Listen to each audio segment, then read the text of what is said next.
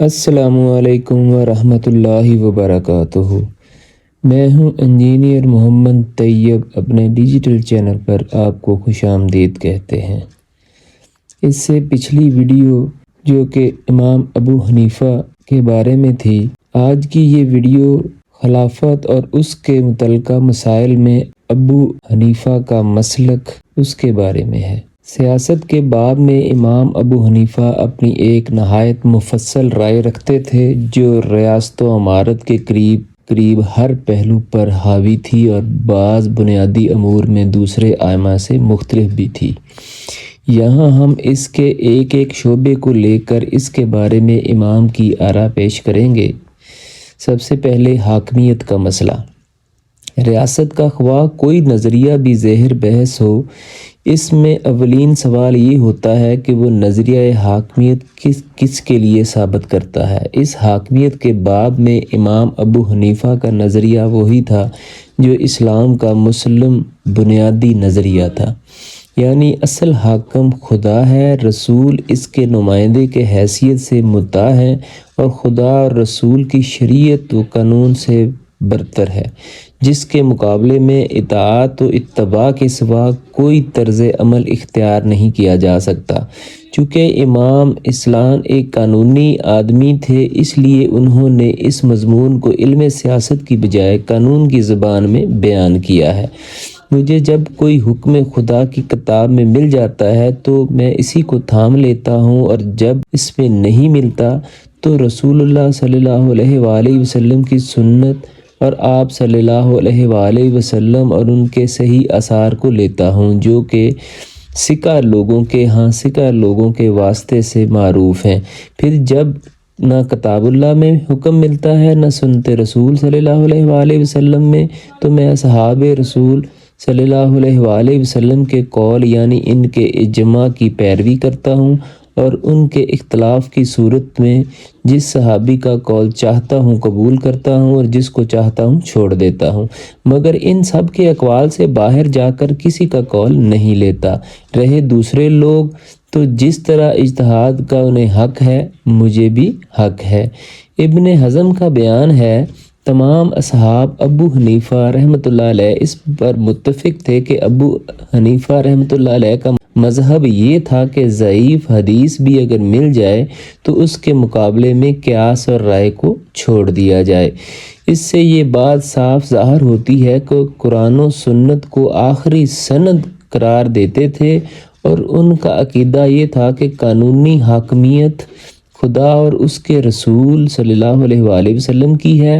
ان کے نزدیک قیاس و رائے سے قانون سازی کا دائرہ صرف ان حدود تک محدود تھا جس میں خدا اور اس کے رسول صلی اللہ علیہ وآلہ وسلم کا کوئی حکم موجود نہ ہو۔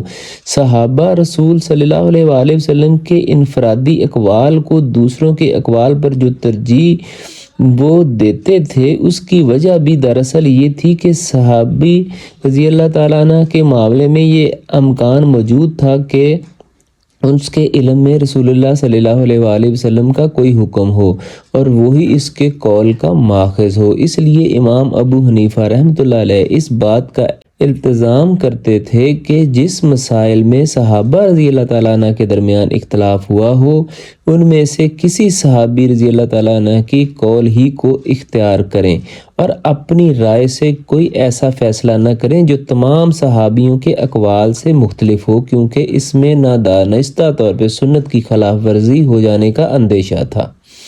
البتہ وہ قیاس سے یہ رائے قائم کرنے کی کوشش کرتے تھے کہ ان میں سے کسی کا قول سنت سے قریب تر ہو سکتا ہے، اگرچہ امام پر ان کے زمانہ حیات ہی میں یہ الزام لگا دیا گیا تھا کہ وہ قیاس کو نص پر ترجیح دیتے تھے، مگر انہوں نے اس کی تردید کرتے ہوئے کہا، باخدا اس شخص نے جھوٹ کہا اور ہم پر افترا کیا جس نے کہا ہم قیاس کو نص پر مقدم رکھتے ہیں، بھلا نص کے بعد بھی قیاس کی کوئی حاجت رہتی ہے؟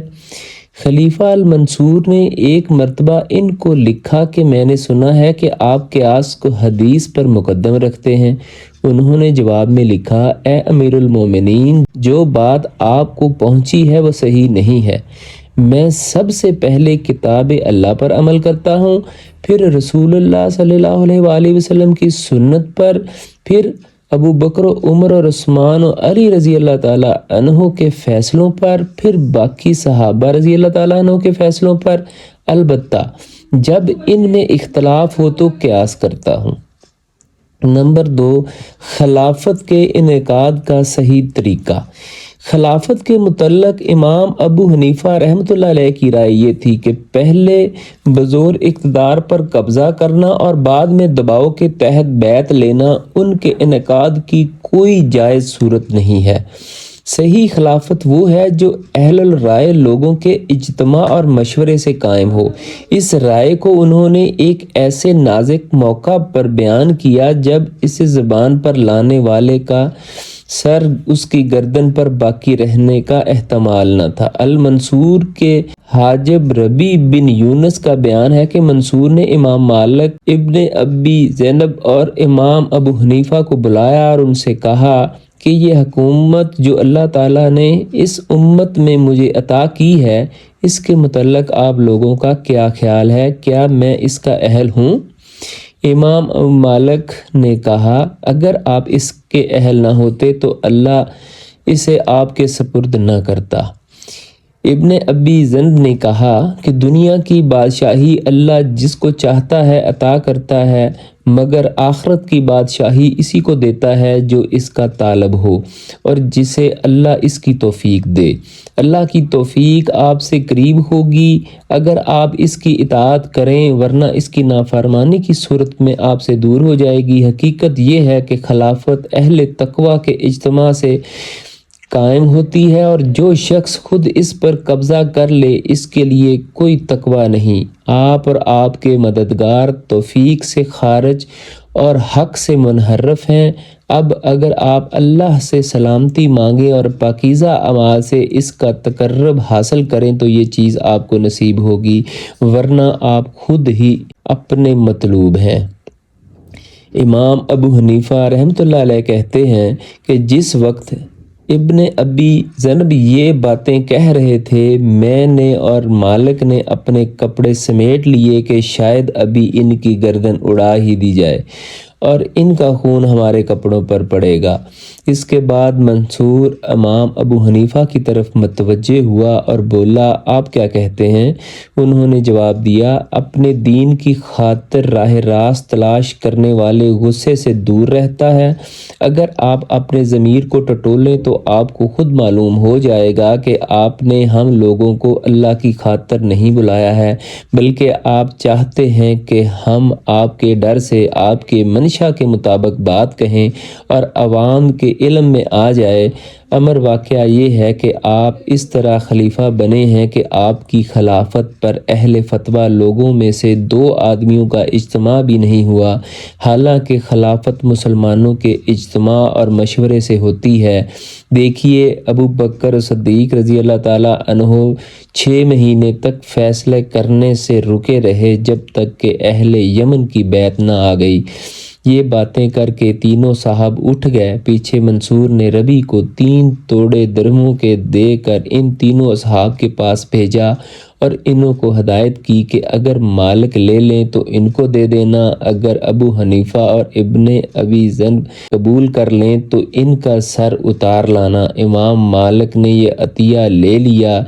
ابی ابن ذئب کے پاس جب ربیع پہنچا تو انہوں نے کہا، میں اس مال کو خود منصور کے لیے بھی حلال نہیں سمجھتا، اپنے اوپر کیسے حلال سمجھوں؟ امام ابو حنیفہ نے کہا، خواہ میری گردن ہی کیوں نہ مار دی جائے، میں اس مال کو ہاتھ نہ لگاؤں گا۔ منصور نے یہ ردایت سن کر کہا، اس بے نیازی نے ان دونوں کا خون بچا دیا۔ نمبر 3 پر ہے جی اہلیت خلافت کی شرائط۔ امام ابو حنیفہ رحمۃ اللہ علیہ کے زمانے تک اہلیت خلافت کی شرطیں اس تفصیلی طریقے سے بیان نہیں کی جاتی تھی جس کے طرح بعد کے محققین ماوردی اور ابن خلدون وغیرہ نے انہیں بیان کیا، کیونکہ ان میں سے اکثر اس وقت گویا بلا بحث مسلم تھیں، مثلاً آدمی کا مسلمان ہونا، مرد ہونا، آزاد ہونا، ذی علم ہونا، سلیم الحواس اور سلیم الاذی ہونا۔ البتہ دو چیزیں ایسی تھیں جو اس زمانے میں زہر بحث آ چکی تھی اور جن کے متعلق صراحت مطلوب تھی۔ ایک یہ کہ ظالم و فاسق جائز خلیفہ ہو سکتا ہے یا نہیں، دوسرا یہ کہ خلافت کے لیے قرشی ہونا ضروری ہے یا کہ نہیں۔ فاسق و ظالم کی امامت۔ پہلی چیز کے متعلق امام کی رائے کے دو پہلو ہیں جن کو اچھی طرح سمجھ لینا چاہیے۔ جس زمانے میں انہوں نے اس مسئلے پر اظہار خیال فرمایا ہے وہ عراق میں خصوصاً اور دنیا اسلام میں عموماً دو انتہا پسندانہ نظریات کی سخت کشمکش کا زمانہ تھا۔ ایک طرف نہایت زور و شور سے کہا جا رہا تھا کہ ظالم و فاسق کی امامت قطعی ناجائز ہے اور اس کے ماتحت مسلمانوں کا کوئی اجتماعی کام بھی صحیح نہیں ہو سکتا۔ دوسری طرف کہا جا رہا تھا کہ ظالم و فاسق خواہ کسی طرح بھی ملک پر قابض ہو جائے، اس کا تسلط قائم ہو جانے کے بعد اس کی امامت و خلافت پوری طرح جائز ہوتی ہے۔ ان دونوں کے درمیان امام اعظم نے نہایت ہی متوازن نظریہ پیش کیا ہے جس کی تفصیل یہ ہے۔ الفقہ الاکبر میں وہ فرماتے ہیں، مومنوں میں سے ہر نیک و بد کے پیچھے نماز جائز ہے۔ اور عقیدہ المعاویہ میں امام الطحاوی اس حنفی مسلک کی تشریح کرتے ہوئے لکھتے ہیں، اور حج جہاد مسلمانوں کے اولیاء الامر کے ماتحت قائم تک جاری رہیں گے، خواہ وہ نیک ہوں یا بد۔ ان کاموں کو کوئی چیز باطل نہیں کرتی اور نہ ہی اس کا سلسلہ منقطع کر سکتی ہے۔ یہ اس مسئلے کا ایک پہلو ہے۔ دوسرا پہلو یہ ہے کہ امام کے نزدیک خلافت کے لیے عدالت شرط و لازم ہے۔ کوئی ظالم و فاسق آدمی جائز خلیفہ یا قاضی یا حاکم یا مفتی نہیں ہو سکتا۔ اگر وہ بن بیٹھا ہو تو پھر اس کی امامت باطل ہے اور لوگوں پر اس کی اطاعت واجب نہیں۔ یہ الگ بات ہے کہ اس کے عملاً قابض و متصرف ہو جانے کے بعد مسلمانوں کے تحت اپنی اجتماعی زندگی کے جو کام صحیح شرعی طریقے سے انجام دیں وہ جائز ہوں گے، اور اس کے مقرر کیے ہوئے قاضی عدل کے ساتھ جو فیصلے کریں گے وہ نافذ ہو جائیں گے۔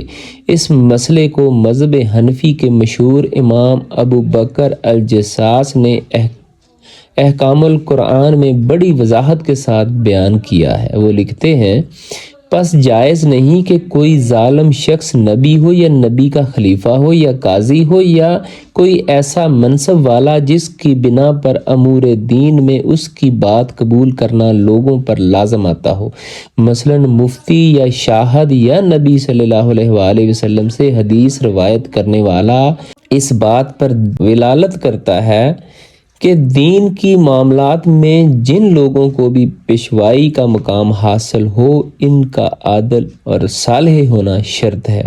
یہ ثابت ہے کہ فاسق کی امامت باطل ہے اور وہ خلیفہ نہیں ہو سکتا، اور اگر کوئی شخص اپنے آپ کو خود اس منصب پر قائم کر لے درحالانکہ وہ فاسق ہو تو لوگوں پر اس کا اتباع اور اس کی اطاعت لازم نہیں۔ یہی بات نبی کریم صلی اللہ علیہ وآلہ وسلم نے بیان فرمائی ہے کہ خالق کی مشیت میں کسی مخلوق کی اطاعت نہیں ہے، اور یہ آیت اس بات پر بھی ولالت کرتی ہے کہ کوئی فاسق حاکم، جج اور مجسٹریٹ نہیں ہو سکتا، اور اگر وہ حاکم ہو جائے اور اس کے احکام نافذ نہیں ہو سکتے، اس طرح اس کی نہ شہادت مقبول ہے، نہ نبی کریم صلی اللہ علیہ وآلہ وسلم سے اس کی روایت قبول کی جا سکتی ہے، اور نہ اس کا فتویٰ مانا جا سکتا ہے اگر وہ مفتی ہو۔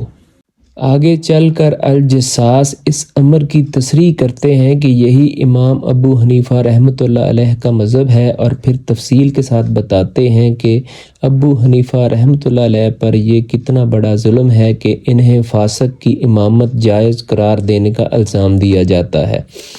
بعض لوگوں نے یہ گمان کیا ہے کہ ابو حنیفہ رحمۃ اللہ علیہ کے نزدیک فاسق کی امامت و خلافت جائز ہے۔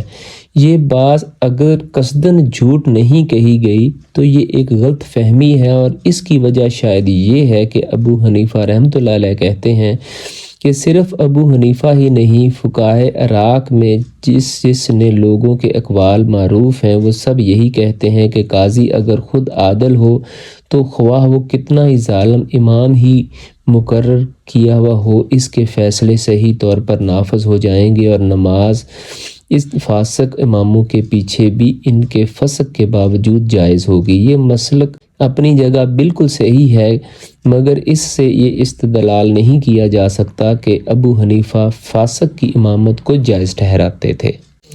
امام ذہبی الموافق مکی دونوں امام ابو حنیفہ رحمۃ اللہ علیہ کا یہ قول نقل کرتے ہیں کہ جو امام پبلک کے خزانے کا ناجائز استعمال کرے یا حکم میں ظلم سے کام لے، اس کی امامت باطل ہے اور اس کا کوئی جائز حکم نہیں ہے۔ ان بیانات پر غور کرنے سے یہ بات بالکل واضح ہو جاتی ہے کہ امام ابو حنیفہ خوارج اور معتزلہ کے برعکس بالحق اور بالفصل میں فرق کرتے تھے۔ خوارج اور معتزلہ کے مسلک سے لازم آتا ہے کہ اگر امام عادل اور صالح یعنی امام بالحق میں موجود نہ ہو تو مسلم معاشرے اور ریاست کا پورا نظام معطل ہو جائے گا، نہ حج ہو سکے گا، نہ جمعہ و جماعت ہو سکے گی، اور نہ عدالتیں قائم ہوں گی، اور نہ مسلمانوں کا کوئی مذہبی کام یا سیاسی معاشرتی کام جائز طور پر انجام پائے گا۔ امام ابو حنیفہ رحمۃ اللہ علیہ اس غلطی کی اصلاح یوں کرتے ہیں کہ بالحق امام، اور اگر میسر نہ ہو تو بالفصل جو بھی مسلمانوں کا امام ہو، اس کے ماتحت مسلمانوں کی پوری اجتماعی زندگی کا نظام جائز طور پر چلتا رہے گا، خواہ بجائے خود اس امام کی امامت جائز نہ ہو۔ معتزلہ خوارج کی اس انتہا پسندی کے مقابلے میں جو دوسری انتہا مرحبہ اور خود اہل سنت کے بعض ائمہ نے اختیار کی ہے، امام ابو حنیفہ نے مسلمانوں کو اس سے اور اس کے نتائج سے بھی بچایا ہے۔ وہ لوگ بھی بالفصل اور بالحق کے درمیان غلط ملت کر گئے تھے، اور انہوں نے فاسق کو بالفصل امامت کو اور اس انداز سے جائز ٹھہرایا تھا کہ گویا وہی بالحق بھی ہے، اور اس کا لازمی نتیجہ یہ ہونا تھا کہ مسلمان ظالم و جابر اور برکتدار فرمانبرداروں کی حکومت پر مطمئن ہو کر بیٹھ جائیں، اور اس سے بدلے کی کوشش تو درکنار اس کی فکر کرنا بھی چھوڑ دیں۔ اور امام ابو حنیفہ رحمۃ اللہ علیہ نے اس غلط خیال کی اصلاح کے لیے پورے زور سے اس حقیقت کا اعلان و اظہار کیا کہ ایسے لوگوں کی امامت قطعاً باطل ہے۔ خلافت کے لیے کرشیت کی شرط۔ دوسرے مسئلے کے بارے میں امام ابو حنیفہ رحمۃ اللہ علیہ کی رائے یہ تھی کہ خلیفہ قریش ہی میں سے ہونا چاہیے، اور یہ صرف انہی کی نہیں، تمام اہل سنت کی متفق علیہ رائے تھی۔ اس کی وجہ یہ نہ تھی کہ اسلامی خلافت از روئے شریعت صرف ایک قبیلے کا دستوری حق تھی، بلکہ اس کی اصل وجہ اس وقت کے حالات تھے جن میں مسلمانوں کو مجتمع رکھنے کے لیے خلیفہ کا قریشی ہونا ضروری تھا۔ ابن خلدون نے یہ بات بڑی وضاحت کے ساتھ بیان کی ہے کہ اس وقت اسلامی ریاست کی اصل پشت پناہ عرب تھے، اور عربوں کا زیادہ سے زیادہ اتفاق اگر ممکن تھا تو قریشی کی خلافت پر دوسرے کسی گروہ کا آدمی لینے کی صورت میں تنازع اور افتراق کے امکانات اتنے زیادہ تھے کہ خلافت کے نظام کو اس خطرے سے ڈالنا مناسب نہ تھا۔ اسی وجہ سے نبی کریم صلی اللہ علیہ وآلہ وسلم نے ہدایت کی تھی کہ امام قریش میں سے ہوں، ورنہ اگر یہ منصب غیر قریشی کے لیے شرعاً ممنوع ہوتا تو حضرت عمر رضی اللہ تعالیٰ عنہ اپنی وفات کے وقت یہ نہ کہتے کہ اگر حذیفہ کے آزاد کردہ غلام سالم زندہ ہوتے تو میں ان کو اپنا جانشین تجویز کرتا۔ نبی کریم صلی اللہ علیہ وآلہ وسلم نے خود بھی قریش میں خلافت رکھنے کی ہدایت دیتے ہوئے یہ بات واضح کر دی تھی کہ یہ منصب ان کے اندر اس وقت تک رہے گا جب تک اس میں مخصوص صفات باقی رہیں گی۔ اس سے خود بخود یہ نتیجہ نکلتا ہے کہ ان صفات کے فقدان کی صورت میں خلافت غیر قریش کے لیے بھی ہو سکتی ہے۔ یہی اصل فرق ہے امام ابو حنیفہ رحمۃ اللہ علیہ اور جمیع اہل سنت کے مسلک اور ان کے خوارج اور معتزلہ کے مسلک میں جو مطلق غیر قریشی کے لیے خلافت کا جواز پیش کرتے ہیں، بلکہ ایک قدم آگے بڑھ کر غیر قریشی کو خلافت کا زیادہ حقدار قرار دیتے تھے، اور ان کی نگاہ میں اصل اہمیت جمہوریت کی، خواہ کوئی اس کا نتیجہ انتشار ہی کیوں نہ ہو، مگر اہل سنت الجماعت کو جمہوریت کے ساتھ ریاست کے استحکام کی بھی فکر تھی۔ نمبر 4 ہے جی بیت المال۔ اس وقت کے خلفاء کی جن باتوں پر امام سب سے زیادہ معترض تھے، ان میں سے ایک سرکاری خزانے پر ان کے بے جا تصرفات اور لوگوں کی املاک پر ان کی دست درازیاں تھیں۔ ان کے نزدیک حکم میں جورا بیت المال میں فضول خیانت ایک امام کی امامت کو باطل کر دینے والے افعال تھے، جیسا کہ ہم اوپر الذہبی کے حوالہ سے نقل کر چکے ہیں، اور اس کو بھی جائز نہ رکھتے تھے کہ بیرونی ممالک سے جو ہدیے اور تحفے خلیفہ کے پاس آئیں ان کو اپنی ذاتی ملک بنا لے۔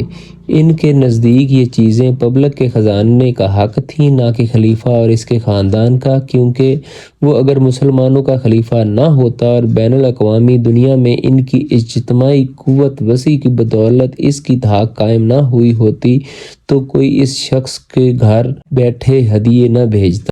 وہ بیت المال سے خلیفہ کے بے جا مصارف اور عطیات پر بھی معترض تھے، اور یہ ان وجوہ میں سے ایک بڑی وجہ تھی جن کی بنا پر وہ خود خلفاء کے عطیے قبول نہ کرتے تھے۔ جس زمانے میں ان کے اور خلیفہ المنصور کے درمیان سخت کشمکش چل رہی تھی، منصور نے ان سے کہا کہ تم میرے ہدیے کیوں قبول نہیں کرتے؟ تو انہوں نے جواب دیا، اے امیر المومنین، آپ نے اپنے مال میں سے مجھے کب دیا تھا؟ میں نے اسے رد کیا، اگر آپ اس میں سے دیتے تو میں ضرور قبول کرتا۔ آپ نے تو مسلمانوں کے بیت المال سے مجھے دیا، حالانکہ ان کے پاس میرا کوئی حق نہیں، میں نہ ان کے دفاع کے لیے لڑنے والا ہوں اور ایک سپاہی کا حصہ پاؤں، اور نہ ان کے بچوں میں سے ہوں کہ بچوں کا حصہ مجھے ملے، اور نہ فقراء میں سے ہوں جو کچھ فقیر کو ملنا چاہیے وہ مجھے ملے۔ پھر جب المنصور نے عہدہ قضا قبول نہ کرنے پر انہیں 30 کوڑے مارے اور ان کا سارا بدن لہولہان ہو گیا، تو خلیفہ کے چچا عبد الصمد بن علی نے ان کو سخت ملامت کی، یہ تم نے کیا کیا؟ اپنے اوپر 1,00,000 تلواریں کھچوا لی۔ یہ عراق کا فقیہ ہے، بلکہ یہ تمام اہل مشرق کا فقیہ ہے۔ منصور نے اس پر نادم ہو کر فی تعزینہ 1000 درہم کے حساب سے 30,000 درہم امام کو بھجوائے، لیکن انہوں نے لینے سے انکار کر دیا، کہا کہ لے جا کر خیرات کر دیجئے۔ جواب میں فرمایا، کیا ان کے پاس کوئی مال حلال بھی ہے؟ ان کے قریب زمانے میں جب بے در پہ تکلیفیں سہتے سہتے ان کا آخر وقت آ گیا تو انہوں نے وصیت کی کہ بغداد کے اس حصے میں انہیں دفن نہ کیا جائے جسے شہر بسانے کے لیے منصور نے لوگوں کی املاک کو غصب کر لیا تھا۔ منصور نے اس وصیت کا حال سنا تو چیخ اٹھا کہ امام ابو حنیفہ، زندگی اور موت میں تیری پکڑ سے کون بچائے گا؟ نمبر 5 ہے جی عدلیہ کی انتظامیہ سے آزادی۔ عدلیہ کے متعلق ان کی قطع رائے یہ تھی کہ انصاف کرنے کے لیے انتظامیہ کے دباؤ و مداخلت سے نہ صرف آزاد ہونا چاہیے بلکہ قاضی کو اس قابل ہونا چاہیے کہ خود خلیفہ بھی ان لوگوں کے حقوق پر دست درازی کرے تو اس پر اپنے حکم نافذ کر سکے۔ چنانچہ اپنی زندگی کے آخری زمانے میں جب امام کو یقین ہو گیا تھا کہ حکومت ان کو زندہ نہ رہنے دے گی، انہوں نے اپنے شاگردوں کو جمع کر کے ایک تقریر کی اور اس میں منزلہ دوسری اہم باتوں کے ایک بات یہ بھی فرمائی کہ اگر خلیفہ کوئی ایسا جرم کرے جو انسانی حقوق کے متعلق ہو تو مرتبے میں اس سے قریب ترین قاضی یعنی قاضی القضائیہ کو اس پر حکم نافذ کرنا چاہیے۔ بنی امیہ اور بنی عباس کے زمانے میں حکومت کے مناصب اور خصوصاً قضا کا عہدہ قبول کرنے سے انکار کی سب سے بڑی وجہ یہ تھی کہ وہ ان دونوں حکومتوں میں قضا کی یہ حیثیت نہ پاتے تھے۔ صرف یہی نہیں بلکہ خلیفہ پر قانون کا حکم نافذ کرنے کی وہاں کوئی گنجائش ہی نہ تھی، بلکہ انہیں اندیشہ تھا کہ انہیں آلہ مظلم بنا دیا جائے گا۔ ان سے غلط فیصلے کرائے جائیں گے اور ان کے فیصلوں میں نہ صرف خلیفہ بلکہ اس کے کثر سے تعلق رکھنے والے لوگ بھی مداخلت کریں گے۔ سب سے پہلے بنی امیہ کے عہد میں عراق کے گورنر یزید بن عمر بن حبیرہ نے ان کو منصب قبول کرنے پر مجبور کیا۔ یہ 1930 ہجری کا زمانہ تھا جب کہ عراق میں اموی سلطنت کے خلافت فتنوں کے وہ طوفان اٹھ رہے تھے جنہوں نے 2 سال کے اندر امویوں کا تختہ الٹ دیا۔ اس موقع پر ابن حریرہ چاہتا تھا کہ بڑے بڑے فقہا کو ساتھ ملا کر ان کے اثر سے فائدہ اٹھایا جائے، چنانچہ اس نے ابن ابی لیلہ اور داؤد بن ابی الہند، ابن شرما وغیرہ کو بلا کر اہم مناصب دیے۔ پھر ابو حنیفہ کو بلا کر میں آپ کے ہاتھ میں اپنی مہر دیتا ہوں، کوئی حکم نافذ نہ ہوگا جب تک کہ آپ اس پر مہر نہ لگا دیں، اور کوئی مال خزانہ سے نہ نکلے گا جب تک آپ اس کی توثیق نہ کریں۔ امام نے یہ ذمہ داری قبول کرنے سے انکار کیا تو اس نے انہیں قید کر دیا، کوڑے لگوانے کی دھمکی دی، اور دوسرے فقہا نے امام کو سمجھایا کہ اپنے اوپر رحم کرو، ہم سب اس کی خدمت سے ناخوش ہیں مگر مجبوراً اسے قبول کیا، تم بھی مان لو۔ امام نے جواب دیا، اگر مجھ سے چاہے تو اس کے لیے واسط کی مسجد کے دروازے گنوں تک بھی میں قبول نہ کروں، کجا کہ وہ چاہتا ہے کہ وہ کسی آدمی کے قتل کا حکم لکھے اور میں اس فرمان پر مہر لگاؤں، خدا کی قسم میں اس کی ذمہ داری میں شریک نہ ہوں گا۔ اس سلسلے میں ابن حریرہ نے ان کے سامنے اور خدمات پیش کیں، وہ انکار کرتے رہے۔ پھر اس نے ان کو قاضی کوفہ بنانے کا فیصلہ کیا اور اس پر قسم کھا لی کہ ابو حنیفہ انکار کریں گے تو میں انہیں کوڑے لگواؤں گا۔ امام ابو حنیفہ رحمۃ اللہ علیہ نے جواب میں قسم کھائی اور کہا کہ دنیا میں سے اس کے کوڑے کھا لینا میرے لیے آخرت کی سزا بھگتنے سے زیادہ سہل ہوگا، خدا کی قسم میں ہرگز قبول نہ کروں گا، خواہ وہ مجھے قتل ہی کر دے۔ آخرکار اس نے ان کے سر پر 20 یا 30 کوڑے لگوائے۔ بعض روایت میں یہ ہے کہ 10 یا 11 روز تک وہ روزانہ 10 کوڑے لگواتا رہا، مگر ابو حنیفہ رحمۃ اللہ علیہ نے اپنے انکار پر قائم رہے۔ آخرکار ان کو اطلاع دی گئی کہ یہ شخص مر جائے گا۔ اس نے کہا، کیا کوئی ناصح نہیں ہے جو اس شخص کو سمجھائے اور مجھ سے مہلت ہی مانگ لے؟ امام ابو حنیفہ رحمۃ اللہ علیہ کو ابن حریرہ کی یہ بات پہنچائی گئی تو انہوں نے کہا، مجھے چھوڑ دو، میں اپنے دوستوں سے اس معاملے میں مشورہ کر لوں۔ ابن حریرہ نے یہ پیغام ملتے ہی انہیں چھوڑ دیا اور وہ کوفہ چھوڑ کر مکہ چلے گئے، جہاں سے بنی امیہ کی سلطنت ختم ہونے تک وہ پھر نہ پلٹے۔ اس کے بعد عباسی عہد میں المنصور نے ان پر عہدہ قضا کے لیے اصرار شروع کیا، جیسا کہ آگے چل کر ہم بتائیں گے کہ منصور کے خلاف نفس زکیہ اور ان کے بھائی ابراہیم کے خروج میں امام کی کھلم کھلا اور ان کا ساتھ دیا تھا، جس کی وجہ سے منصور کے دل میں ان کے خلاف گرہ بیٹھی ہوئی تھی۔ الذہبی کے الفاظ میں وہ ان کے خلاف غصے میں آگ کے بغیر جلا جا رہا تھا، مگر ان جیسے با اثر آدمی پر ہاتھ ڈالنا اس کے لیے آسان نہ تھا۔ اسے معلوم تھا کہ ایک امام حسین رضی اللہ تعالیٰ عنہ کے قتل نے بنی امیہ کے خلاف مسلمانوں میں کتنی نفرت پیدا کر دی تھی، اور اس کی بدولت ان کے اقتدار کس آسانی سے اکھاڑ پھینکا گیا تھا۔ اس لیے وہ انہیں مارنے کی بجائے سونے کی زنجیروں سے باندھ کر اپنے مقاصد کے لیے استعمال کرنا زیادہ بہتر سمجھتا تھا۔ اس نے ان کے سامنے بار بار قضا کا منصب اس نیت سے پیش کیا، یہاں تک کہ انہیں تمام سلطنت عباسیہ کا قاضی القضاء مقرر کرنے کی پیشکش بھی کی، مگر وہ ایک مدت تک طرح طرح کے حیل و بہانوں سے اس کو ٹالتے رہے۔ آخرکار جب وہ بہت ہی زیادہ مصر ہوا تو امام نے اس کو صاف صاف اپنے انکار کی وجہ بتائی۔ ایک مرتبہ کی گفتگو میں انہوں نے بڑے نرم انداز میں معذرت کرتے ہوئے کہا کہ قضا کے لیے نہیں موضوع ہو سکتا مگر وہ شخص جو اتنی جان رکھتا ہو کہ آپ پر اور آپ کے شہزادوں اور سپہ سالاروں پر قانون نافذ کر سکے۔ مجھ میں یہ جان نہیں ہے، مجھے تو اب جب آپ بلاتے ہیں تو میں واپس نکل کر میری جان میں جان آتی ہے۔ ایک اور موقع پہ زیادہ سخت گفتگو ہوئی جس میں انہوں نے خلیفہ کو مخاطب کر کے کہا، خدا کی قسم میں تو اگر رضامندی سے بھی عہدہ قبول کر لوں تو آپ کے بھروسے کے لائق نہیں ہوں، کجا کے ناراضگی ساتھ مجبوراً قبول کروں۔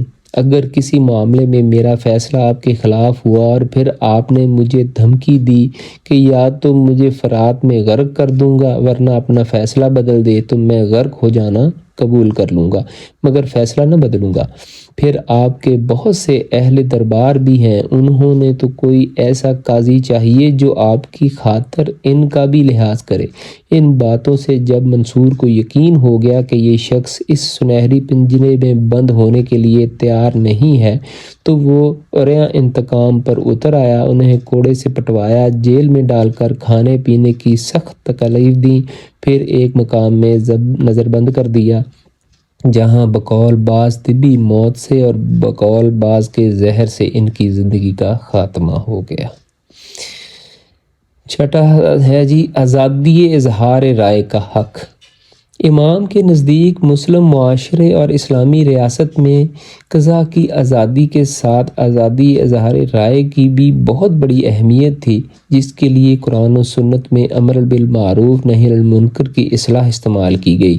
محض اظہار رائے تو نہایت ہی ناروا بھی ہو سکتا ہے، فتنہ انگیز بھی ہو سکتا ہے، اخلاق اور دیانت اور انسانیت کے خلاف بھی ہو سکتا ہے، جسے کوئی قانون برداشت نہیں کر سکتا، لیکن برائیوں سے روکنا، بھلائی کے ساتھ کہنا ایک صحیح اظہار رائے اور اسلام یہ اصطلاح اختیار کر کے اظہار آراء کے تمام صورتوں میں اس کو مخصوص طور پر عوام کا نہ صرف حقدار دیتا ہے بلکہ اسے ان کا فرض بھی ٹھہراتا ہے۔ امام ابو حنیفہ رحمۃ اللہ علیہ اور اس کے حق اور اس کی فرض کی اہمیت کا سخت احساس تھا، کیونکہ ان کے زمانے کے سیاسی نظام میں مسلمانوں کے یہ حق سلب کر لیا گیا تھا اور اس کی فرضیت کے معاملے میں بھی لوگ متذبذب ہو گئے تھے۔ اس زمانے میں ایک طرف مرحبا اپنے عقائد کی تبلیغ سے لوگوں کو گناہ پر جرأت دلا رہے تھے اور دوسری طرف حشویہ اس بات کی قائل تھے کہ حکومت کے مقابلے میں امر بالمعروف نہی عن المنکر کا ایک فتنہ، اور تیسری طرف بنی امیہ و بنی عباس کی حکومتیں طاقت سے مسلمانوں کی اس روح کو کچل رہی تھی کہ وہ امراء کے فسق و فجور، ظلم و جور اور کے خلاف آواز اٹھائیں۔ اس لیے امام ابو حنیفہ رحمۃ اللہ علیہ نے اپنے قول و عمل دونوں سے اس روح کو زندہ کرنے کی اور اس حدود واضح کرنے کی کوشش کی۔ الحساس کا بیان ہے کہ ابراہیم الصاہنہ خراسان کے ایک مشہور اور بااثر فقیہ کے سوال پر امام ابو حنیفہ نے فرمایا کہ امر بالمعروف نہی عن المنکر فرض ہے، اور ان کو اکرمۃ ابن عباس کی سند سے رسول اللہ صلی اللہ علیہ وآلہ وسلم نے ارشاد فرمایا، افضل الشہداء ایک تو حمزہ بن عبد المطلب ہیں، دوسرے وہ شخص جو ظالم امام کے سامنے اٹھ کر نیک بات کہے اور بدی سے روکے اور اس قصور میں مارا جائے کہ ابراہیم پر امام کی اس تلقین کا اتنا زبردست اثر ہوا کہ وہ جب خراسان واپس گئے تو انہوں نے عباسی سلطنت کے بانی ابو مسلم خراسانی کو اس کے ظلم و ستم اور ناحق خواہ ریزی پر برملا ٹوکا اور بار بار ٹوکا، یہاں تک کہ آخرکار اس نے انہیں قتل کر دیا۔ ابراہیم بن عبداللہ نفس زکیہ کے بھائی کے خروج کے زمانے میں امام ابو حنیفہ رحمۃ اللہ علیہ کا اپنا طرز عمل یہ تھا کہ وہ علانیہ ان کی حمایت اور منصور کی مخالفت کرتے تھے، حالانکہ المنصور اس وقت کوفہ ہی میں موجود تھا۔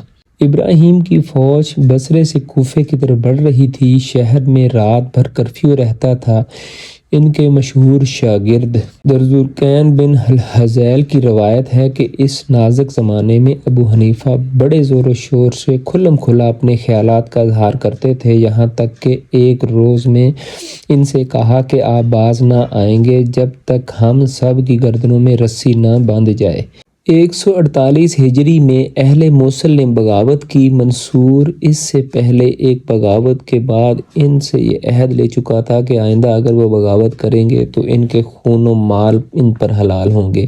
اب جو انہوں نے خروج کیا تو منصور نے بڑے بڑے فقہا کو، جن میں امام ابو حنیفہ بھی تھے، بلا کر پوچھا کہ معاہدے کی روح سے ان کے خون اور مال مجھ پر حلال ہو گئے ہیں یا نہیں۔ دوسرے فقہا نے معاہدے کا سہارا لیا اور کہا کہ آپ انہیں معاف کر دیں تو یہ آپ کی شان کے مطابق ہے، ورنہ جو سزا بھی آپ انہیں دینا چاہیں دے سکتے ہیں۔ ابو حنیفہ خاموش تھے۔ منصور نے کہا، یا شیخ آپ کیا کہتے ہیں؟ انہوں نے جواب دیا، اہل موصل نے آپ کے لیے وہ چیز مہبا کی جوان اپنی نہ تھی، یعنی ان کے خون، اور آپ نے ان سے وہ شرط منوائی جسے آپ منوانے کا حق نہ رکھتے تھے۔ بتائیے، اگر کوئی عورت اپنے آپ کو نکاح کے بغیر کسی کے لیے حلال کر دے تو کیا وہ حلال ہو جائے گی؟ اگر کوئی شخص کسی سے کہے کہ مجھے قتل کر دے تو کیا اس کا قتل اس شخص پر مباح ہوگا؟ منصور نے کہا، نہیں۔ امام نے کہا، تو آپ اہل موصل سے ہاتھ روک لیجئے، ان کا خون بہانا آپ کے لیے حلال نہیں۔ یہ بات سن کر منصور نے ناراضگی کے ساتھ فقہا کی مجلس برخاست کر دی اور پھر ابو حنیفہ رحمۃ اللہ علیہ کو الگ بلا کر کہا، بات تو وہی صحیح ہے جو تم نے کہی، مگر تم ایسے فتوے نہ دیا کرو جس سے تمہاری امام پر حرف آئے اور باغیوں کی ہمت افزائی ہو۔ اس آزادی اظہار رائے کا استعمال وہ عدالتوں کے مقابلے میں بھی کرتے تھے۔ کسی عدالت سے اگر کوئی غلط فیصلہ ہوتا تو قانون یا ضابطے کی جو غلطی بھی ان میں ہوتی، امام ابو حنیفہ اس کا صاف صاف اظہار کرتے تھے۔ ان کے نزدیک احترام عدالت کے معنی یہ نہ تھے کہ عدالتوں کے غلط فیصلے کرنے دیے جائیں۔ اس قصور میں ایک دفعہ مدت تک انہیں فتویٰ دینے سے بھی روک دیا گیا تھا۔ آزادی رائے کے معاملے میں اس حد تک جاتے تھے کہ جائز امام اور اس کی عادل حکومت کے خلاف بھی اگر کوئی شخص زبان کھولے اور امام وقت کو گالیاں دے یا اسے قتل تک کرنے کا خیال ظاہر کرے تو اس کو قید کرنا، اس کو سزا دینا ان کے نزدیک جائز نہیں، تاوقت کہ وہ مسلح بغاوت یا بدامنی برپا کرنے کا عزم نہ کرے۔ اس لیے کہ وہ حضرت علی رضی اللہ تعالیٰ عنہ کے اس واقعے سے استدلال کرتے ہیں کہ ان کے زمانے میں خلافت میں 5 آدمی اس الزام میں گرفتار کر کے لائے گئے کہ وہ امیر المومنین کو کوفہ میں علانیہ گالیاں دے رہے تھے، اور ان میں سے ایک شخص کہہ رہا تھا کہ میں انہیں قتل کر دوں گا۔ حضرت علی رضی اللہ تعالیٰ نے انہیں رہا کرنے کا حکم دیا، کہا کہ یہ تو آپ کو قتل کرنے کا ارادہ ظاہر کر رہا تھا۔ حضرت علی رضی اللہ تعالیٰ نے فرمایا، تو کیا بس یہ ارادہ ظاہر کرنے پر میں اسے قتل کر دوں؟ کہا گیا کہ یہ لوگ آپ کو گالیاں دے رہے تھے۔ فرمایا، تم چاہو تو تم بھی انہیں گالیاں دے سکتے ہو۔ اسی طرح وہ مخالفین حکومت کے معاملے میں حضرت علی رضی اللہ تعالیٰ عنہ کے اور اس اعلان سے بھی استدلال کرتے تھے کہ جو انہوں نے خوارج کے بارے میں کیا تھا کہ ہم تم کو مسجدوں میں آنے سے نہیں روکیں گے، ہم تمہیں مفتوح اموال کے حصے سے محروم نہ کریں گے جب تک کہ تم ہمارے خلاف کوئی مسلح کارروائی نہ شروع کرو۔ نمبر 7، یہ ظالم حکومت کے خلاف خروج کا مسئلہ۔ اس زمانے میں ایک اہم مسئلہ یہ تھا کہ اگر مسلمانوں کا امام ظالم و فاسق ہو تو آیا اس کے خلاف خروج کیا جا سکتا ہے یا نہیں۔ اس مسئلے میں خود اہل السنت کے درمیان اختلاف ہے۔ اہل الحدیث کا بڑا گروہ اس بات کا قائل رہا ہے کہ صرف زبان سے اس کے ظلم کے خلاف آواز اٹھائی جائے اور اس کے سامنے کلمہ حق کہا جائے، لیکن خروج نہ کیا جائے، اگرچہ وہ ناحق خون ریزی کرے، لوگوں کے حقوق پر بے جا دست درازیاں کرے اور کھلم کھلا فسق کا مرتکب ہو۔ لیکن امام ابو حنیفہ رحمۃ اللہ علیہ کا مسلک یہ ہے کہ ظالم کی امامت نہ صرف یہ کہ باطل ہے بلکہ اس کے خلاف خروج بھی کیا جا سکتا ہے، اور یہ کیا جانا چاہیے، بشرط یہ کہ ایک کامیاب اور مفید انقلاب ممکن ہو، ظالم اور فاسق کی جگہ عادل صالح کو لایا جا سکتا ہو، خروج کا نتیجہ محض جانوں اور قوتوں کا ضیاع نہ ہو۔ ابو بکر الجساس ان کے اس مسلک کی تشریح اس طرح کرتے ہیں، ظالموں ائمہ جور کے خلاف قتال کے معاملے میں ان کا مذہب مشہور ہے۔ اسی بنا پر اوزاعی نے کہا کہ ہم نے امام ابو حنیفہ رحمۃ اللہ علیہ کی ہر بات برداشت کی یہاں تک کہ وہ تلوار کے آگے آ گئے، یعنی ظالموں کے خلاف قتال کے قائل ہو گئے، اور ہمارے لیے ناقابل برداشت ہے کہ امام ابو حنیفہ رحمۃ اللہ علیہ کہتے تھے کہ امر بالمعروف نہی عن المنکر کی ابتدا زبان سے فرض ہے، لیکن اگر سیدھی راہ اختیار نہ کی جائے تو پھر تلوار سے واجب ہے۔ دوسری جگہ وہ عبداللہ بن مبارک کے حوالے سے خود امام ابو حنیفہ رحمۃ اللہ علیہ کا ایک بیان نقل کرتے ہیں۔ یہ اس زمانے کی بات ہے جب پہلے عباسی خلیفہ کے زمانے میں ابو مسلم خراسانی نے ظلم و ستم کی حد کر رکھی تھی، اور اس زمانے میں خراسان کے فقی ابراہیم القزاح کے امام کے پاس آئے اور امر بالمعروف نہی عن المنکر کے مسئلے پر ان سے گفتگو کی۔ اس گفتگو کا ذکر بعد میں خود امام نے عبداللہ المبارک سے اس طرح کیا: ہمارے درمیان جب تک اس امر پر اتفاق ہو گیا کہ امر بالمعروف و نہی عن المنکر فرض ہے، تو ابراہیم نے یکا یک کہا، ہاتھ بڑھائیے تاکہ میں آپ سے بیعت کروں۔ یہ سن کر دنیا میری نگاہوں میں تاریک ہو گئی۔ ابن مبارک کہتے ہیں کہ میں نے عرض کیا، یہ کیوں بولے؟ اس نے مجھے اللہ کے ایک حق کی طرف دعوت دی، میں نے اس کو قبول کرنے سے انکار کیا۔ آخر میں نے اس سے کہا، اگر ایک اکیلا آدمی اس کے لیے اٹھ کھڑا ہو تو مارا جائے گا اور لوگوں کا کوئی کام نہ بنے گا، البتہ اگر اسے صالح مددگار مل جائیں اور ایک آدمی سرداری کے لیے ایسا بہم پہنچ جائے جو اللہ کے دین کے معاملے میں بھروسے کے لائق ہو، تو پھر کوئی چیز مانے نہیں ہے کہ اس کے بعد ابراہیم جب بھی میرے پاس آئے مجھ سے اس پر کام کے لیے ایسا تقاضا کرتے جیسا کہ کوئی سخت قرض خواہ کرتا ہے، میں ان سے کہتا کہ یہ کام ایک آدمی کے بنانے سے نہیں بن سکتا۔ انبیاء بھی اس کی طاقت نہ رکھتے تھے جب تک کہ آسمان سے ان کے لیے مأمور نہ کیے گئے۔ یہ فرضیہ عام فرائض کی طرح نہیں ہے۔ عام فرائض کو ایک آدمی تنہا بھی انجام دے سکتا ہے، مگر یہ ایسا کام ہے کہ اکیلا آدمی اس کے لیے کھڑا ہو جائے تو اپنی جان دے دے گا۔ مجھے اندیشہ ہے کہ وہ اپنے قتل میں اعانت کا قصوروار ہوگا، پھر جب وہ مارا جائے گا تو دوسروں کی ہمتیں بھی اس خطرے کو انگیز کرنے میں پست ہو جائیں گی۔ خروج کے معاملے میں امام کا اپنا طرز عمل۔ اس سے امام کی اصولی رائے تو اس مسئلے میں صاف معلوم ہو جاتی ہے، لیکن ان کا پورا نقطہ نظر اس وقت تک سمجھ میں نہیں آ سکتا جب تک کہ ہم یہ نہ دیکھیں کہ ان کے زمانے میں خروج کے جو اہم واقعات پیش آئے، ان میں کیا طرز عمل انہوں نے اختیار کیا۔ پہلا خروج زید بن علی کا خروج۔ پہلا واقعہ زید بن علی کا ہے، جس کی طرف سے شیعوں کا فرقہ زیدیہ اپنے آپ کو منسوب کرتا ہے۔ یہ امام حسین رضی اللہ تعالیٰ عنہ کے پوتے اور امام محمد الباقر کے بھائی تھے۔ اس وقت کے بڑے جلیل القدر فقیہ اور متقی صالح بزرگ تھے۔ خود امام ابو حنیفہ نے بھی ان سے علمی استفادہ حاصل کیا ہے۔ 120 ہجری میں جب ہشام بن عبد الملک نے خالد بن عبداللہ القصری کو عراق کی گورنری سے معزول کر کے ان کے خلاف تحقیقات کرائیں تو اس سلسلے میں گواہی کے لیے حضرت زید کو بھی مدینے سے کوفے بلایا گیا۔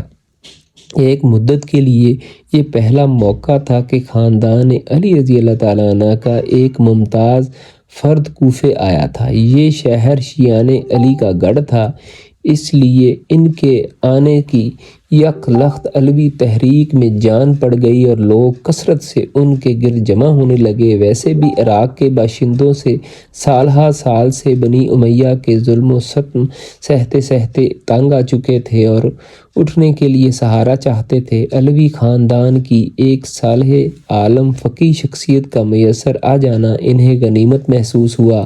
ان لوگوں نے زید کو یقین دلایا کہ کوفہ میں 1 لاکھ آدمی آپ کا ساتھ دینے کے لیے تیار ہیں۔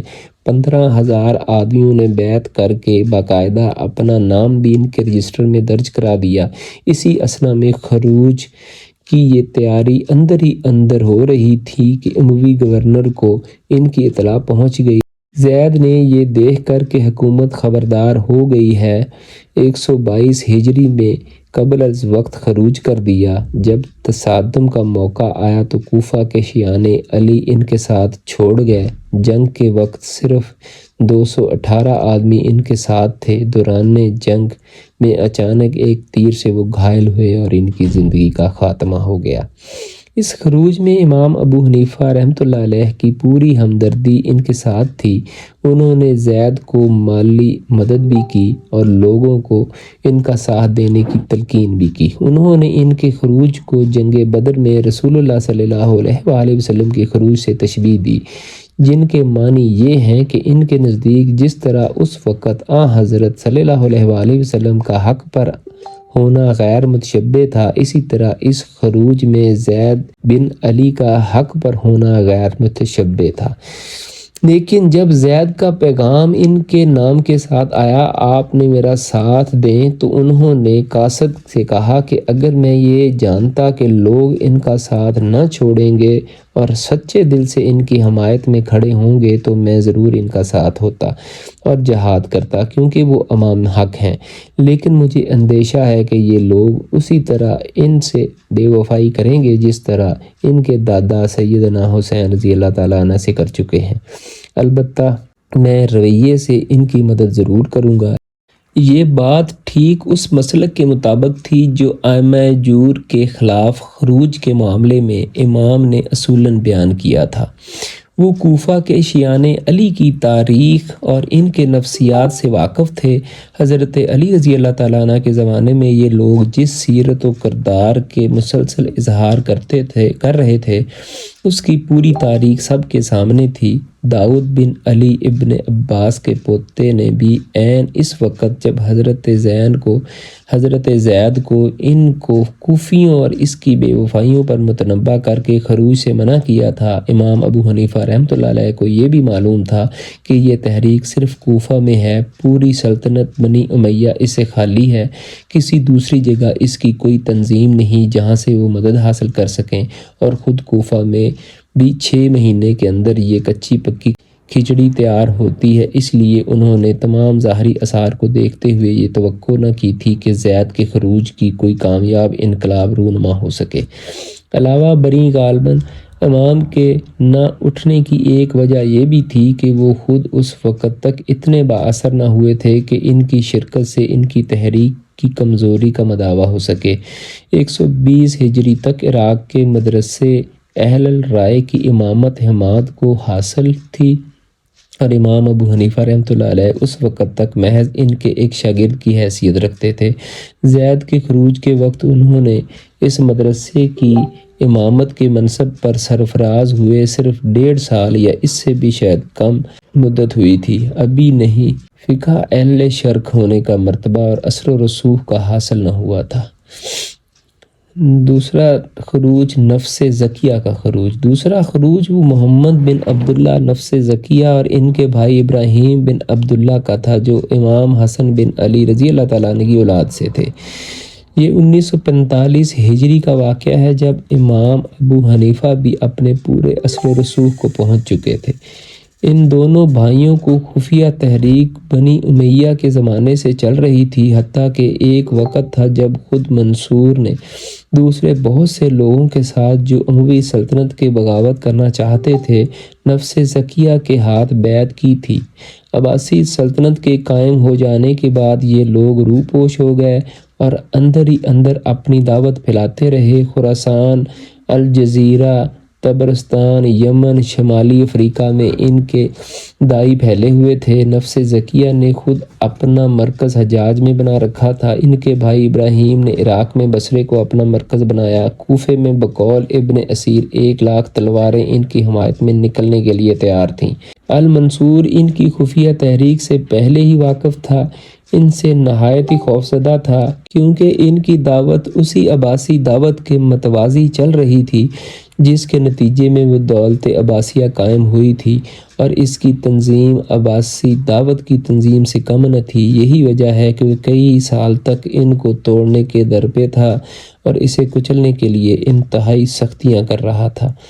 جب رجب 145 میں نفس زکیہ نے مدینے سے عملاً خروج کیا تو منصور سخت گھبراہٹ کی حالت میں بغداد کی تعمیر چھوڑ کر کوفے پہنچا، اور اس تحریک کے خاتمے تک اسے یقین نہ تھا کہ اس کی سلطنت باقی رہے گی یا نہیں۔ بس بعض اوقات بدحواس ہو کر کہتا کہ باخدا میری سمجھ میں نہیں آتا کہ کیا کروں۔ بصرہ، فارس، اہواز، واسط، مدائن، سوات، جگہ جگہ سے سقوط کی خبریں آتی تھی، ہر جگہ سے اس کو بغاوت پھوٹ پڑنے کا خطرہ تھا۔ 2 مہینے تک وہ ایک ہی لباس پہنے رہا، بستر پر بھی نہ سویا، رات رات بھر مصلے پر گزار دیتا تھا۔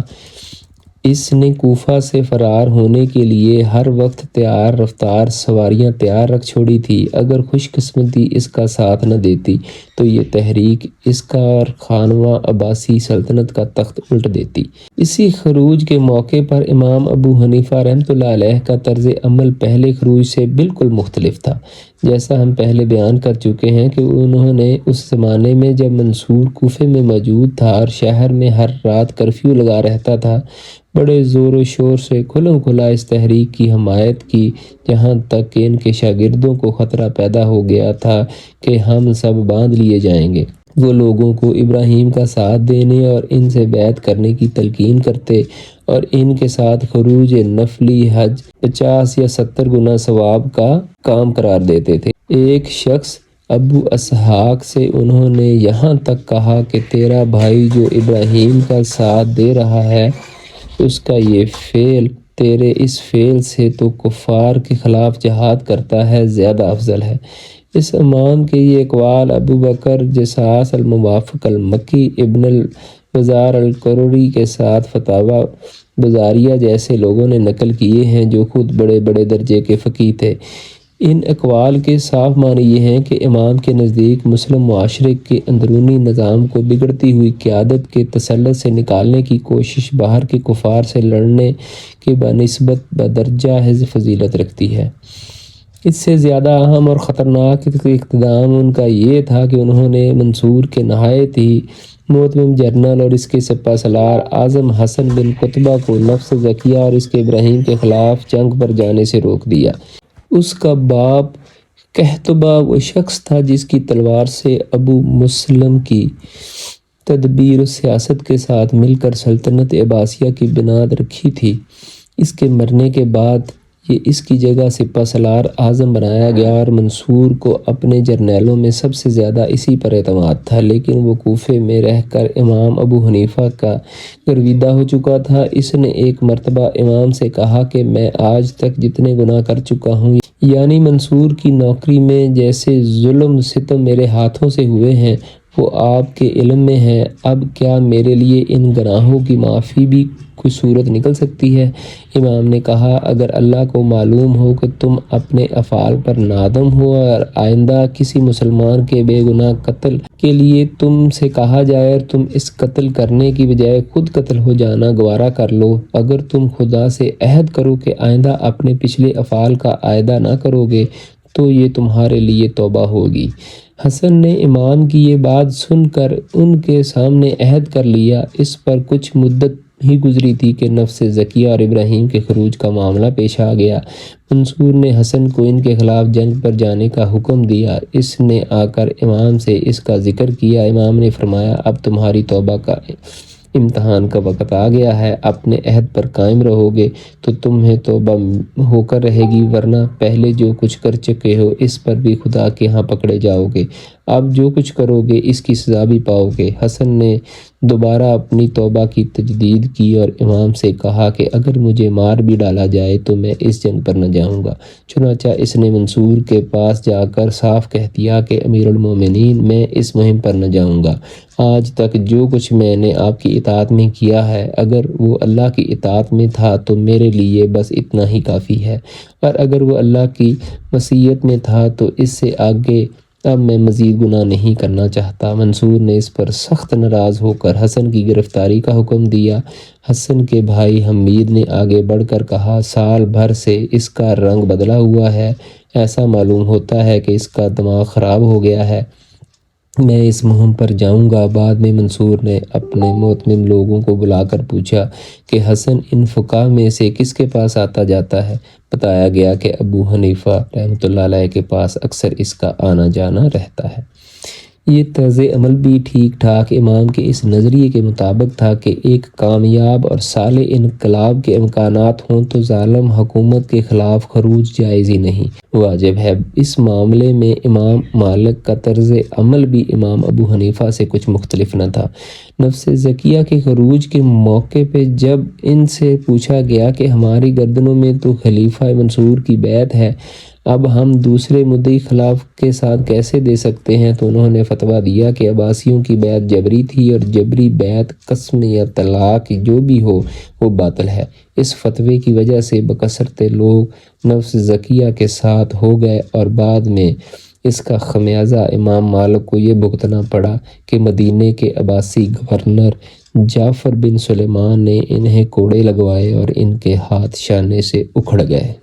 یہ خیال کرنا صحیح نہ ہوگا کہ خروج کے مسئلے میں اہل السنت کے درمیان امام ابو حنیفہ رحمۃ اللہ علیہ اپنی رائے میں منفرد ہیں۔ امر واقعہ یہ ہے کہ پہلی صدی ہجری میں اکابر اہل دین کی رائے وہی تھی جو امام اعظم سے اپنے قول و عمل سے ظاہر فرمائی ہے۔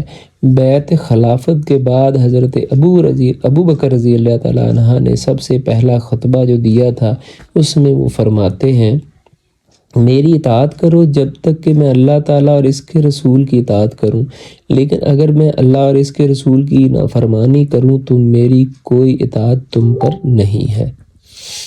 حضرت عمر رضی اللہ تعالیٰ عنہ فرماتے ہیں، جس نے مسلمانوں کے مشورے کے بغیر کسی شخص کی بیعت کی وہ بیعت کرنے والا، اور جس سے اس نے بیعت کی اپنے آپ کو اس کو بھی دھوکہ دیتا رہا اور اپنے آپ کو قتل کے لیے پیش کرتا ہے۔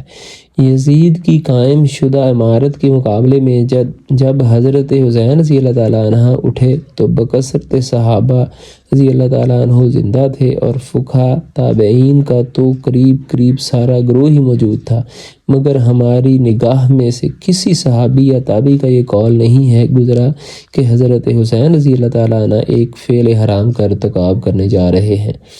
جن لوگوں نے بھی حضرت ممدوح کو روکا تھا وہ یہ کہہ کر روکا تھا کہ اہل عراق قابل اعتماد نہیں ہیں، آپ کامیاب نہ ہو سکیں گے، اس اقدام سے اپنے آپ کو خطرے میں ڈال دیں گے۔ باللفاظ دیگر ان سب کی رائے اس مسئلے میں وہی تھی جو بعد میں امام ابو حنیفہ رحمۃ اللہ علیہ نے ظاہر فرمائی کہ فاسد عمارات کے خلاف خروج بجائے خود ناجائز نہیں ہے، مگر اس اقدام سے پہلے یہ دیکھ لینا ضروری ہے کہ آیا بگڑے ہوئے نظام کو بدل کر صالح نظام قائم ہو جانے کا امکان ہے یا نہیں۔ امام حسین رضی اللہ تعالیٰ عنہ کو کوفہ کے پے در پہ خطوط کی بنا پر یہ سمجھ رہے تھے کہ انہیں اپنے حامی مل گئے ہیں جنہیں ساتھ لے کر وہ ایک کامیاب انقلاب برپا کر سکتے ہیں، اس لیے وہ مدینے سے چل کھڑے ہوئے، بخلاف اس کے جو صحابہ ان کو روک رہے تھے۔ ان کا یہ خیال تھا کہ اہل کوفہ نے ان کے والد حضرت علی رضی اللہ تعالیٰ عنہ اور ان کے بھائی حضرت حسن رضی اللہ تعالیٰ عنہ کے ساتھ جو بے وفائیاں کی تھی ان کی بنا پر وہ اعتماد کے لائق نہیں ہیں۔ اس طرح امام حسین رضی اللہ تعالیٰ عنہ اور ان صحابہ رضی اللہ تعالیٰ عنہ کے درمیان اختلاف تدبیر کے لحاظ سے تھا کہ جو جواز عدم جواز کے لحاظ سے۔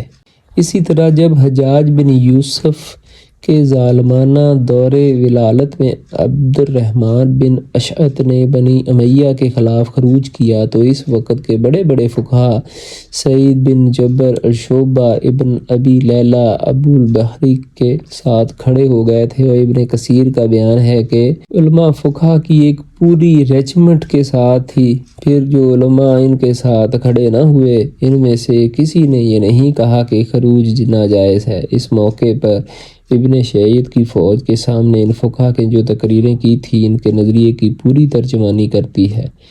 ابن ابی لیلہ نے کہا، اے اہل ایمان، جو شخص دیکھے کہ ظلم و ستم ہو رہا ہے اور برائیوں کی طرف دعوت دی جا رہی ہے اور اگر دل سے اس کو برا سمجھے تو برا ہو اور بچ نکلا ہو، اگر زبان سے اس پر اظہار ناپسندیدگی کرے تو اس سے اجر پایا اور پہلے شخص سے افضل رہا، مگر ٹھیک راہ حق پانے والا اور یقین کے نور سے دل کو روشن کر لینے والا وہی ہے جو اللہ کا بول بالا اور ظالموں کو بول نیچا کرنے کی خاطر ایسے لوگوں کی مخالفت تلوار سے کرے۔ پس جنگ کرو ان لوگوں کے خلاف جنہوں نے حرام کو حلال کر دیا اور امت سے برے راستے نکالے ہیں، جو حق سے بیگانہ ہیں اور اس سے نہیں پہچانتے، جو ظلم پر عمل کرتے ہیں اور اسے برا نہیں جانتے۔ ان سے لڑو اور یہ خیال نہ کرو کہ ان کے خلاف جنگ کرنا کوئی برا فعل ہے۔ خدا کی قسم آج روئے زمین پر میرا علم ان سے بڑھ کر ظالم کرنے والا اور اپنے فیصلوں میں ناانصافی کرنے والا کوئی گروہ نہیں، پر بس ان کے خلاف لڑنے میں ہرگز سستی نہ ہو۔ سعید بن جبیر نے کہا، ان سے لڑو اس بنا پہ کہ وہ حکومت میں ظالم ہیں، دین میں سرکش ہیں، کمزوریوں کو ذلیل کرتے ہیں اور نمازوں کو ضائع کرتے ہیں۔ ان فقہا کے برعکس جن بزرگوں نے حجاج کے خلاف خروج میں ابن اشد کا ساتھ نہیں دیا، انہوں نے بھی یہ نہیں کہا کہ یہ خروج بجائے خود حرام، بلکہ یہ کہا کہ ایسا کرنا مصلحت کے خلاف ہے۔ چنانچہ حضرت حسن بصری رحمۃ اللہ علیہ سے جب اس معاملے میں پوچھا گیا تو انہوں نے فرمایا، خدا کی قسم اللہ نے حجاج کو تم پر یوں ہی مسلط نہیں کر دیا، بلکہ یہ تمہارے لیے ایک سزا ہے، لہٰذا اللہ کی سزا کے مقابلے میں تلوار نہ کرو بلکہ صبر و سکون کے ساتھ اسے سہو اور اللہ کے حضور گڑ گڑا کر معافی مانگو۔ یہ تھی پہلی صدی ہجری کے اہل دین کی عام رائے۔ امام ابو حنیفہ رحمۃ اللہ علیہ نے اس دور میں آنکھیں کھولی تھی، اس لیے ان کی رائے بھی وہی تھی جو ان لوگوں کی تھی۔ اس کے بعد دوسری صدی کے آخری دور میں دوسری رائے ظاہر ہونی شروع ہوئی جو اب جمہوری اہل سنت کی رائے کہی جاتی ہے۔ اس رائے کے ظہور کی وجہ یہ نہ تھی کہ کچھ نصیحتیں قطعیہ اس کے حق میں مل گئیں جو پہلی صدی کے اکابر سے پوشیدہ تھیں، معاذ اللہ پہلی صدی والوں نے نصوص کے خلاف مسلک اختیار کر رکھا تھا، بلکہ دراصل اس کے دو وجہ تھے۔ ایک یہ کہ جباروں نے پرامن جمہوری طریقوں سے تبدیلی کا کوئی راستہ کھلا نہ چھوڑا تھا، دوسرے یہ کہ تلوار کے ذریعے سے تبدیلی کی جو کوشش ہوئی تھی اس کے ایسے نتائج بے در پہ ظاہر ہوتے چلے گئے جن کو دیکھ کر اس راستے کی خیر توقع باقی نہ رہی۔ یہاں جی باب 8 اپنے اختتام کو پہنچتا ہے۔ اس سے اگلی ویڈیو میں ہم باب 9 کو آپ کے سامنے پیش کریں گے جو کہ امام ابو یوسف اور ان کے کام کے بارے میں ہے۔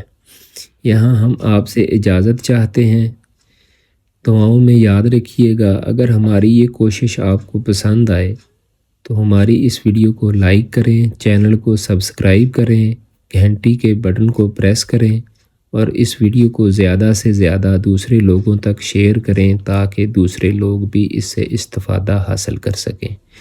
ہم آپ سے اجازت چاہتے ہیں۔ اللہ نگہبان۔